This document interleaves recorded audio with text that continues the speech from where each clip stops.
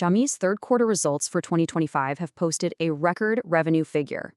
However, that headline number conceals a much more complex and critical narrative.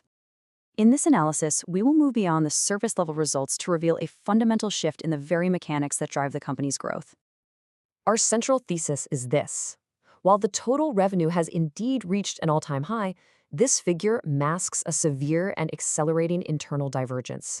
Xiaomi is now, for all practical purposes, a company operating with two distinct engines, and they are moving at drastically different speeds. We will structure our analysis in 4 parts. First, we'll establish this two-engine reality using top-line data. We will then examine the defensive position of the smartphone business, contrast it with the offensive growth of the automotive division, and finally, synthesize how this dynamic fits into the company's overarching ecosystem strategy. So let's begin with the data that exposes this internal split. The story of Xiaomi's record quarter isn't one of uniform growth across the board, but rather one of profound structural change within the organization. The data on this chart illustrates a stark disparity. The group's overall revenue growth is almost entirely attributable to the smart EV segment, which expanded by a staggering 199.2% year-over-year.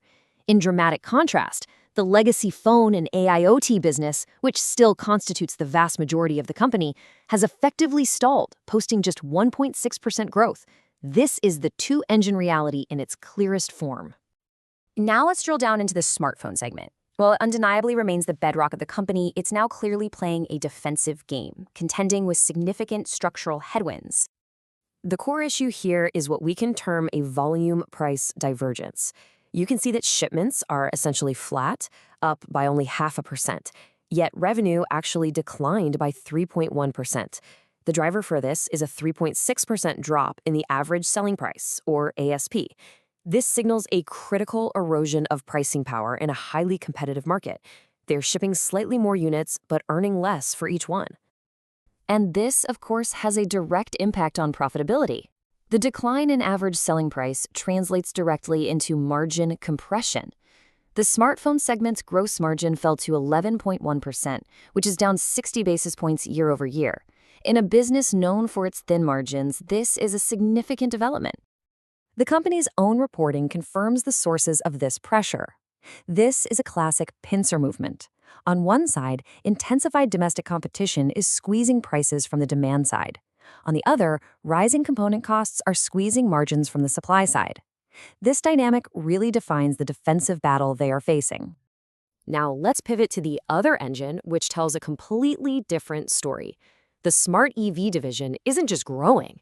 It's executing an offensive strike that is fundamentally reshaping the entire company. The sheer scale of this offensive becomes clear when you look at the revenue figures. The automotive segment generated 29 billion RMB this quarter alone. This represents nearly 200% year-over-year growth, demonstrating an incredibly rapid transition from a mere concept into a major industrial force. And this isn't just a story about revenue, it's about operational execution. Delivering over 108,000 vehicles in a single quarter showcases a remarkable ramp-up in manufacturing capability. The operation has clearly moved far beyond a small-scale experiment and is now firmly in the realm of mass production. But perhaps the most critical data point of all is the gross margin. At 25.5%, it's nearly double that of an established competitor like XPeng. For a new entrant in the automotive space, achieving this level of profitability so quickly is exceptional. It points towards significant advantages in supply chain management and cost control, advantages likely leveraged from their decades of scale and experience in consumer electronics. So, how do we reconcile these two diverging stories? This is where we see the strategic pivot. The defensive game in smartphones and the offensive strike in automotive are not separate, unrelated plays. They are two integral parts of a single, coherent corporate strategy. This chart visualizes the direct result of that strategy.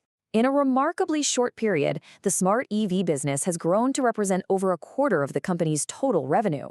This fundamentally rebalances the corporate structure and significantly reduces the company's financial dependency on the legacy business. This forces us to reframe the role of the smartphone business. It's no longer just about hardware profit margins. Its primary function is now strategic.